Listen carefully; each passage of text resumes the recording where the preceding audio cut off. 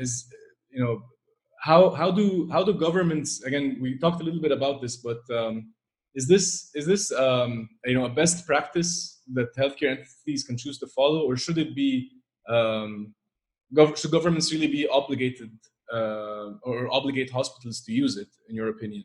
And another question, again, we had from engineer Muhammad Noor earlier is, can the government just decide to start its own standard? Like, what if the government of Egypt decides to do something that makes sense to it rather than HL7?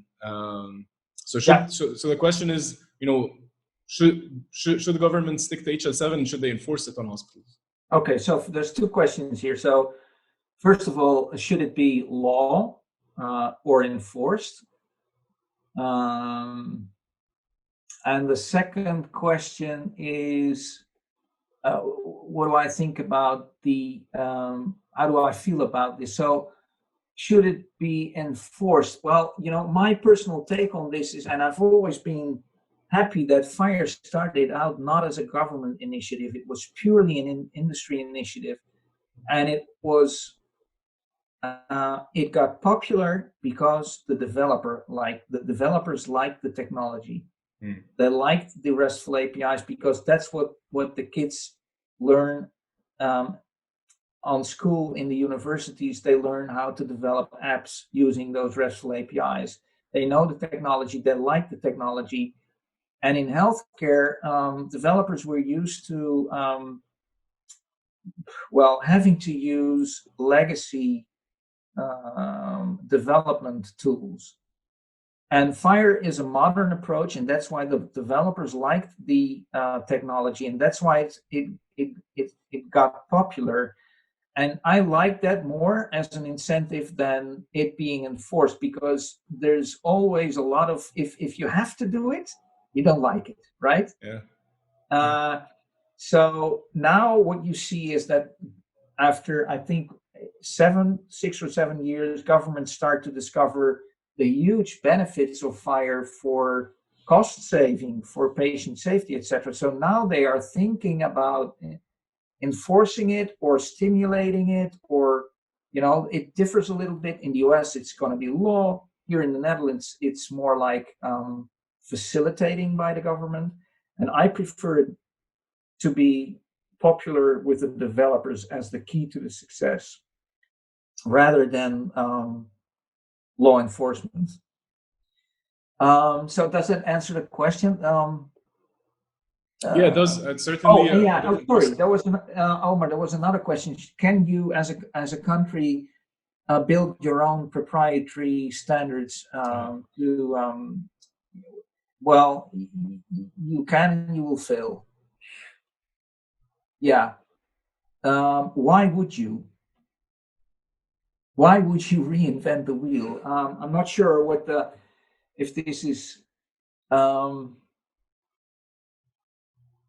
Well, I certainly would, if I were a government advisor, which I am not. I would certainly advise against it, because you can throw a lot of money at it, and maybe even regulation, but in the end, if no one likes it and everyone thinks that, well, why are we doing this, then you will fail. Yeah. And there's another question that might actually it doesn't really challenge you on that, but it's an interesting point, and might be one of the reasons why a government might want to do a proprietary thing. And so Stephen is asking, what are the translation possibilities for the standard? And is there anything being developed, particularly in Arabic, right? And he suggests that maybe that can be potentially funded by richer countries like Saudi Arabia, Qatar, UAE to actually do a lot of that translation. Well, that's a very good question. The FHIR standard itself, so for instance, the resources are all in English, but FHIR does not say anything about the language that the UI shows you. So you could have an app in Arab or Chinese or whatever, or the Karelian, in Russian. FHIR does allow for that, but the under the hood, you know, the resources, like programming languages, by the way, they're all in English.